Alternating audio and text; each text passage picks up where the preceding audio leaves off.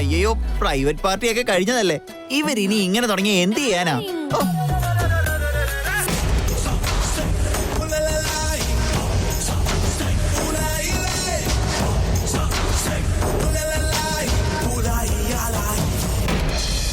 നിങ്ങളോട് മര്യാദയ്ക്ക് കാര്യങ്ങൾ പറഞ്ഞാൽ മനസ്സിലാവില്ലേ?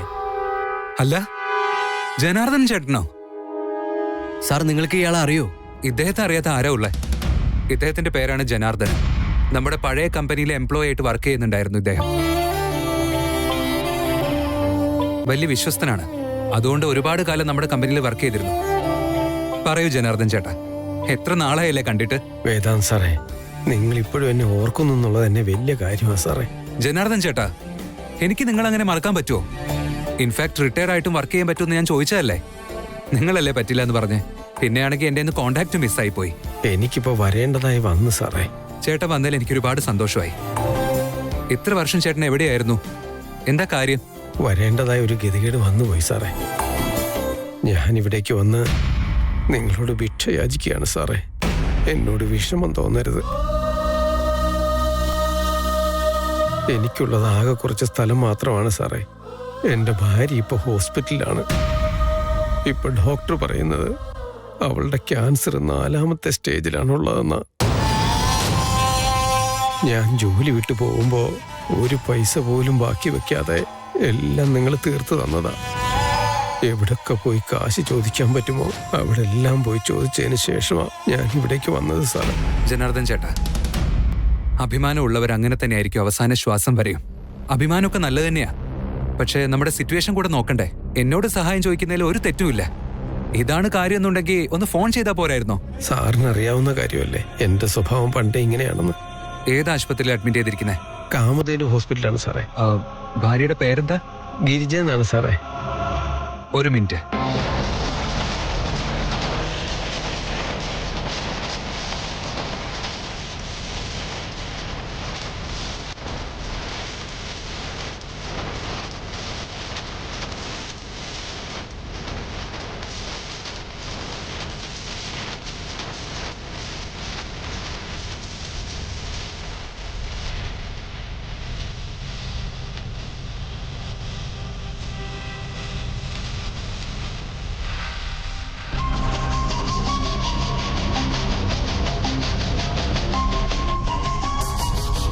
ജനാർദ്ദൻ ചേട്ടാ, ഞാൻ ഹോസ്പിറ്റലിലെ MD വിളിച്ചു. നിങ്ങളുടെ വൈഫിന്റെ ട്രീറ്റ്മെന്റിന് വേണ്ട എല്ലാ ചെലവും സുഹാസിനി ഫൗണ്ടേഷൻ വഹിക്കും.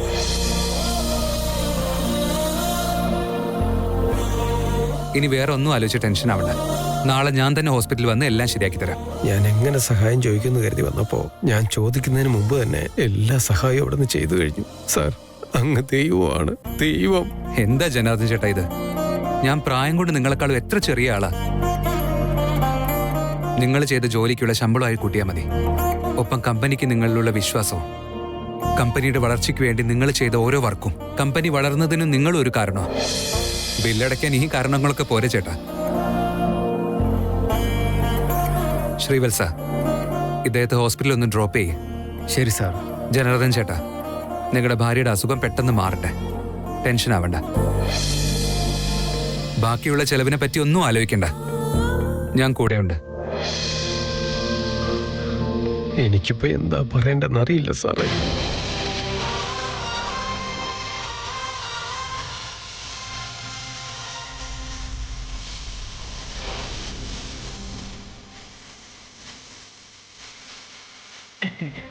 ബോസേ, നിങ്ങൾ സൂപ്പറാണ്. എന്തായാലും നമ്മുടെ എല്ലാ എംപ്ലോയീസും ഇവിടെ തന്നെയുണ്ട്. നമുക്ക് ഈ കാര്യം ഇവരോട് എല്ലാവരോടും ഇപ്പൊ തന്നെ അങ്ങ് പറഞ്ഞാലോ? വലത് കൈ കൊടുക്കുന്നത് ഇടത് കൈ അറിയരുത്. സുമേഷേ, ഇതുപോലെ സുഹാസിനി ഫൗണ്ടേഷൻ ചെയ്യുന്ന കാര്യങ്ങളൊന്നും ആരും അറിയരുത്. മരണം വരെ പഠിക്കാൻ ഒരുപാടുണ്ടെന്ന് ഞാൻ കേട്ടിട്ടുണ്ട്. എന്നാ മരണം വരെ നിങ്ങളിൽ നിന്ന് പഠിക്കാൻ എനിക്ക് ഒരുപാടുണ്ട് ബോസേ.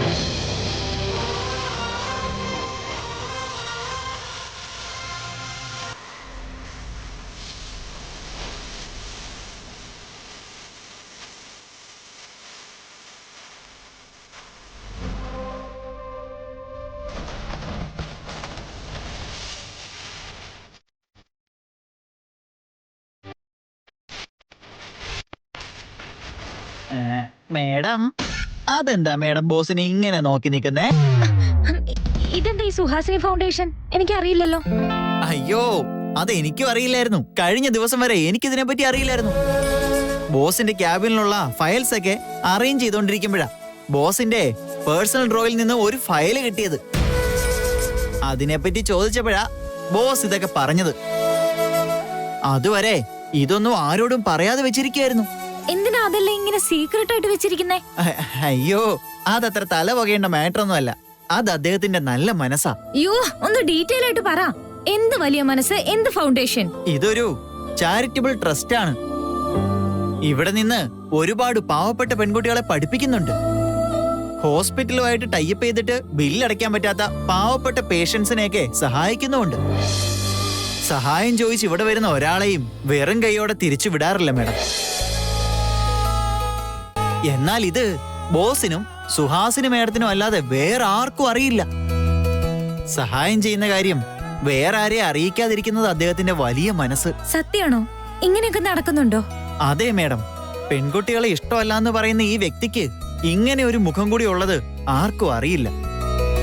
കൺമുൻപിൽ എന്താണോ കാണുന്നത് അത് വെച്ചാണ് നമ്മൾ ആളുകളെ ജഡ്ജ് ചെയ്യുന്നത്.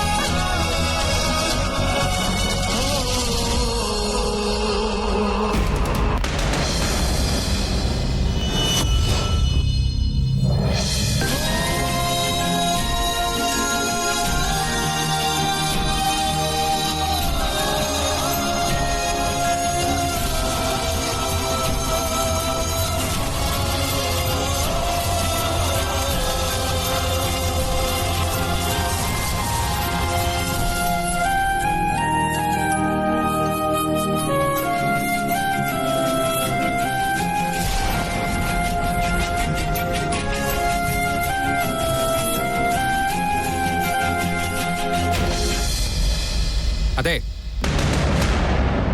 അമൂല്യ,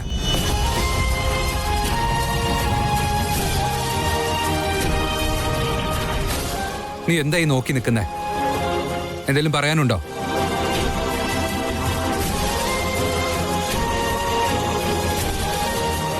ബ്ലഡി സൈക്കോ വുമൻ.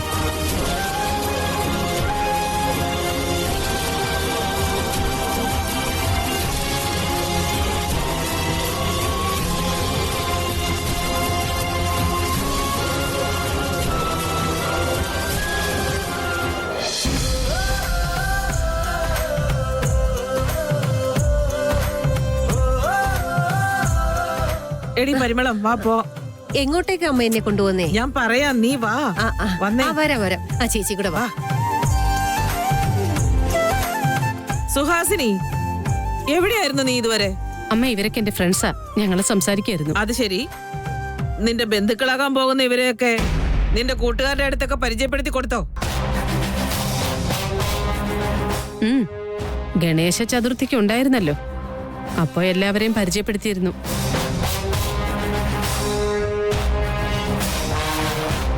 സുഹാസിനി, അപ്പൊ ഒരു ബിസിനസിനെ പറ്റി നീ പറഞ്ഞിരുന്നല്ലോ. ആ പുതിയ പ്രൊജക്ട് ഞങ്ങൾ തുടങ്ങിക്കഴിഞ്ഞു. ഒരുപാട് പ്രതീക്ഷയുണ്ട്. ഇവരെന്താ ഇങ്ങനെയൊക്കെ പെരുമാറുന്നത്? ഒരു മര്യാദയുടെ പേരിലെങ്കിലും കൂടെ നിൽക്കുന്നവരോടൊന്ന് സംസാരിക്കണ്ടേ?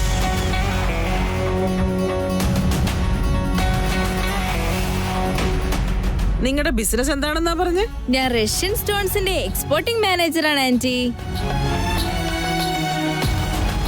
ഹൈദരാബാദ് മുതൽ കാലിഫോർണിയ വരെ സ്റ്റോൺസും പേൾസും കളക്ട് ചെയ്ത് എവിടേക്ക് ഇമ്പോർട്ട് ചെയ്യുന്നു. അമ്മയ്ക്ക് അറിയാമോ, ഞാനൊരു ഓൺട്രപ്രണർ. എന്താ? എന്തൊരു ഭ്രാന്തിയാന്ന് എന്ന് പറഞ്ഞ എന്താ സുഹാസിനി? അമ്മേ, സ്വന്തം കാലിൽ നിന്ന് ബിസിനസ് ചെയ്യുന്നവരെയൊക്കെ അങ്ങനെയാ വിളിക്കുന്നത്, അതാ പറഞ്ഞത്. അങ്ങനെയാണെങ്കിൽ നമ്മുടെ ബന്ധുവാകാൻ പോകുന്ന പരിമളം വലിയ ലെവലിലുള്ളവളാണല്ലേ? നോനോ, അങ്ങനെയല്ലമ്മേ, ഇത് വേറെ രീതിയിലുള്ള ബിസിനസ്സാ. ഓ, എനിക്കറിയാത്തതാണോ ഈ ബിസിനസ് ഒക്കെ? ബിസിനസ് എന്ന് വെച്ചാൽ കൊടുക്കുന്നതും വാങ്ങുന്നതുമാണ്. അതാര് ചെയ്താലും ഒന്ന് തന്നെ. നമ്മുടെ പരിമള ഗ്രേറ്റ് ആണ്. എന്തുവാടി നീ ഇങ്ങനെ നോക്കണത്? പരിമള സ്വന്തം ഭർത്താവിന് സഹായമാവട്ടെ എന്ന് കരുതി സ്വന്തം മക്കളുടെ സഹായത്തോടു കൂടി തന്നെ ആരതി കാറ്ററിംഗ് സർവീസസ് നടത്തുന്നു. അതല്ലേ ശരിയായ ബിസിനസ് എന്ന് പറയുന്നത്? അതാണ് അഭിമാനം തോന്നേണ്ട കാര്യം. നല്ല ചൂട് പലഹാരങ്ങൾ കൊണ്ടുവന്നിട്ടുണ്ട്. ഫുഡ് കൗണ്ടറിലുണ്ട്. അവിടെ എല്ലാം എടുത്തു വെച്ചിട്ടുണ്ട്. നിങ്ങളും പോയി കഴിച്ചിട്ട് വരൂ. ഞാൻ എപ്പോഴേ കഴിച്ചു എന്നറിയോ? നല്ല രുചിയുണ്ട്. ഒരു ഹോട്ടലിലും ആ രുചി കിട്ടില്ല.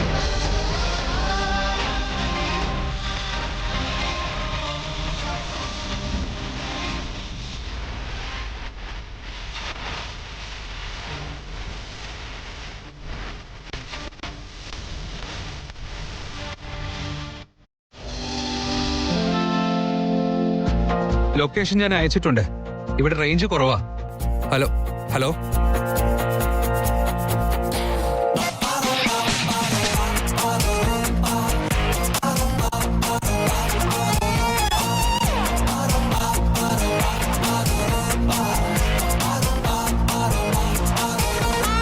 ഇവിടെ എന്താ ഇരിക്കുന്നത് മാഡം?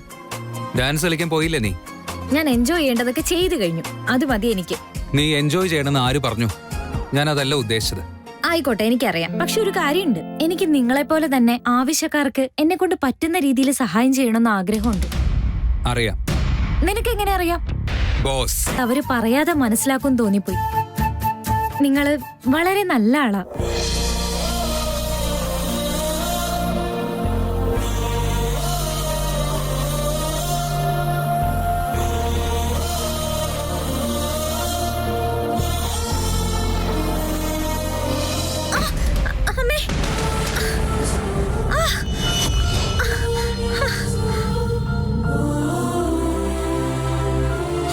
എന്തുപറ്റി?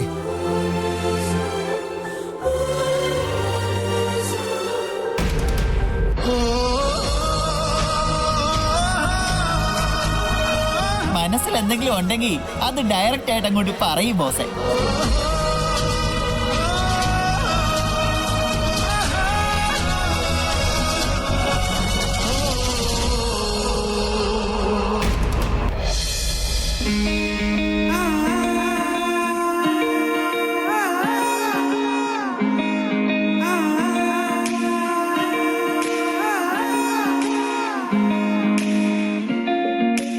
ഞാൻ പറഞ്ഞതെല്ലാം നിനക്ക് ഓർമ്മയുണ്ടല്ലോ.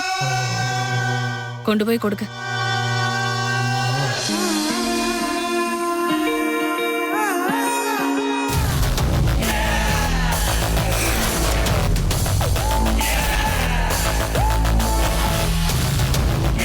ഇത്രയെല്ലാം പരിചയപ്പെടുത്തി ഈ വീട്ടിലെ മരുമകളാണെന്ന് എല്ലാവരുടെയും മുമ്പിൽ വെച്ച് വെൽക്കം ചെയ്തില്ലേ?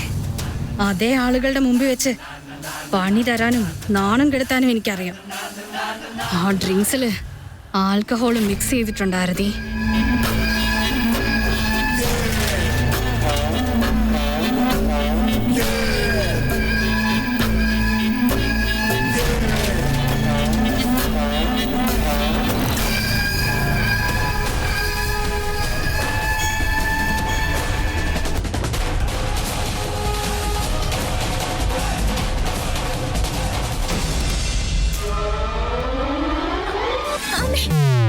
അതെ, കൈയെടുക്ക്.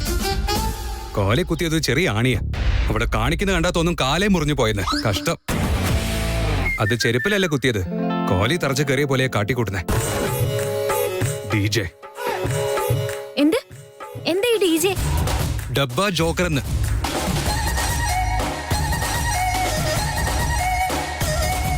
കുഴപ്പമില്ല, ഒരു പാവാണെന്ന് വിചാരിക്കുമ്പോഴേക്കും എന്തെങ്കിലും ഒരു പ്രശ്നം ഉണ്ടാക്കി ഞാൻ വിചാരിക്കുന്ന തെറ്റാണെന്ന് അങ്ങ് പ്രൂവ് ചെയ്തോളൂ.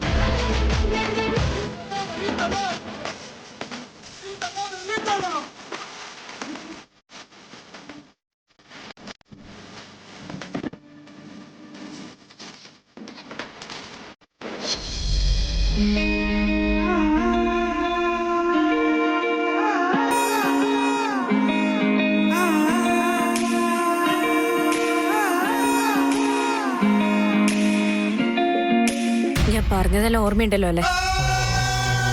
അവൾക്ക് കൊണ്ടേ കൊടുക്ക.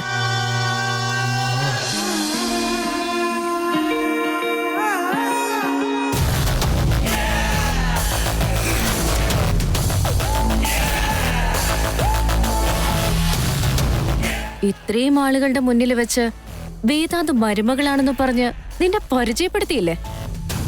അതേ ആളുകളുടെ മുന്നിൽ വെച്ച് നാണം കെടുത്താനും പണി തരാനും എനിക്കറിയാം. ആ ഡ്രിങ്ക്സിലെ ആൽക്കഹോൾ മിക്സ് ചെയ്തിട്ടുണ്ടായിരുന്നേ.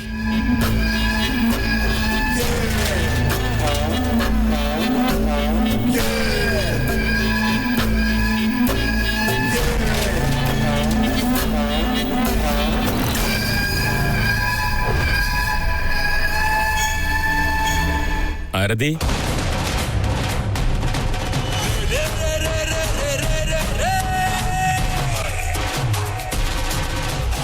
നിങ്ങൾ ഇവിടെ ഇരിക്കുകയാണോ?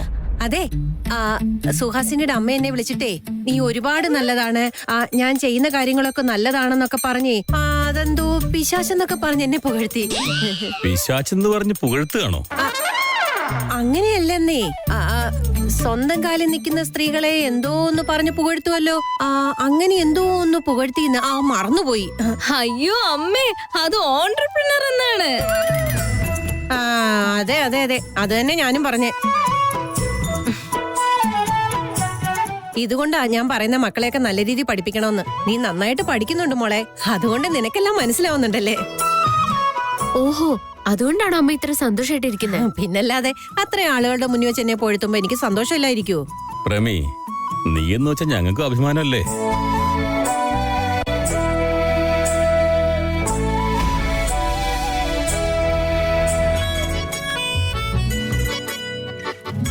നീ ഓർത്തു വെച്ചോ, നമ്മള് വയസ്സാവുമ്പോ നമ്മൾ ഇതുപോലത്തെ കപ്പിൾസ് ആയിരിക്കും.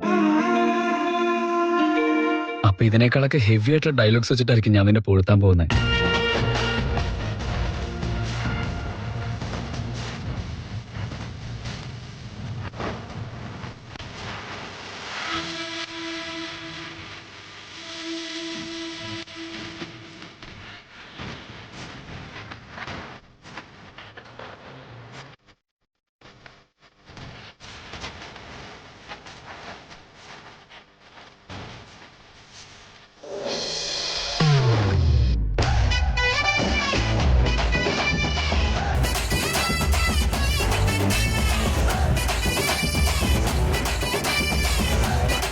എന്തു പറ്റി? ഹലോ, നിങ്ങളോട് ചോദിക്കുന്ന എന്താ പറ്റിയെന്ന്. അതെ, നീ എന്നെ ഇപ്പൊ എന്താ വിളിച്ചേ? Vedant boss, call me boss. അയ്യോ എന്റെ ദൈവമേ, വലിയ ആണിയാണല്ലോ കാലി കയറിയിരിക്കുന്നേ. ഇതാണോ നിന്റെ അറേഞ്ച്മെന്റ്സ്? എവിടെ നോക്കിയാലും ആണി മാത്രം ഉള്ളല്ലോ. ഏതെങ്കിലും ഗസ്റ്റിനെ കാലിൽ കൊണ്ടിരുന്നെങ്കിലോ? ഫോർ യുവർ കൈൻഡ് ഇൻഫർമേഷൻ, ആണി താനെ വന്ന് കയറിയതല്ല, കാലിൽ കുത്തി കയറിയതാ. നിന്റെ അറേഞ്ച്മെന്റ്സിന്റെ ഗുണം കൊണ്ടാ ഇങ്ങനെയൊക്കെ. ഇങ്ങനെ ഒരു മര കഴുത. ബോസ്, ഈ ഹോള് ഞാൻ 2 പ്രാവശ്യം ക്ലീൻ ചെയ്യിപ്പിച്ചതാ. ഏതോ ഒരു ചെറിയ ഗ്യാപ്പില് 2 ആണി മിസ്സായി പോയി. കഷ്ടകാലത്തിന് ആ 2 ആണിയും നമ്മുടെ കാലിൽ തന്നെ കയറി. എന്റെ കാലി ചെറുതും നിങ്ങളുടെ കല്ല് വലുതും. പിന്നെ വേറൊരു കാര്യം, ബലൂൺ പോയി മുള്ളിൽ വീണാലും മുള്ളു വന്ന് ബലൂണിൽ വീണാലും റിസൾട്ട് ഒന്ന് തന്നെ. ബലൂൺ ടോന്ന് പൊട്ടും. ഇതും അതേ കേസ് തന്നെയാ. വേദനിക്കുന്ന നിങ്ങൾക്ക് തന്നെയല്ലേ? സൈലന്റ് ആയിട്ട് ഇരിക്കുവാണെങ്കിൽ ഞാൻ ഈ ആണി എടുത്തു തരാം. നീ ഒന്നും ചെയ്യണ്ട, ഞാൻ തന്നെ എടുത്തോളാം. മിണ്ടാതെ അവിടെ ഇരിക്കെ, ഇല്ലെങ്കിൽ ഈ ആണി ഞാൻ കുത്തിക്കയറ്റും. ഈ സമയത്ത് പോലും എന്റെ പ്രിൻസിപ്പൽ, എന്റെ ഇമേജ്, പിന്നെ എന്റെ സിദ്ധാന്തം അങ്ങനെ എന്തെങ്കിലും പറയാൻ നിന്നാ ഇനി എന്റെ സ്വഭാവം ശരിക്കറിയും. എനിക്ക് നിന്നെ കാണുന്നതേ വെറുപ്പാ. അങ്ങനെയുള്ളപ്പോ എന്റെ കാലിൽ തൊടുന്നത് എനിക്ക് തീരെ ഇഷ്ടമല്ല. നോനോ, എനിക്കിതൊന്നും ഇഷ്ടമല്ല. ഞാൻ കാല് തൊട്ടോണ്ട് ഞാൻ ചെറുതും നിങ്ങൾ വലുതും ആവുന്നില്ല. ഒന്നും സംഭവിക്കാൻ പോകുന്നില്ല. ഞാൻ തന്നെ ഇതെടുത്തു തരാം. നിന്റെ ഫിലോസഫി എനിക്ക് കേൾക്കണ്ട. നീ എന്റെ കാലിൽ തൊടാൻ പാടില്ല. എന്റെ പൊന്നു ബോസേ, ഞാൻ നിങ്ങളുടെ കാലൊന്നും തൊട്ടാ ഒന്നും ആവാൻ പോകുന്നില്ല. ഒന്ന് മിണ്ടാതിരി. എന്റെ വിധി, നീ കാലിൽ തൊട്ടാലും പ്രശ്നമില്ല. നിന്റെ ഈ വായൊന്ന് പൂട്ടി വെച്ചാ മതി. നിന്റെ ഈ മരമോന്ത കണ്ടാലും എനിക്ക് ഇറിറ്റേഷനാ.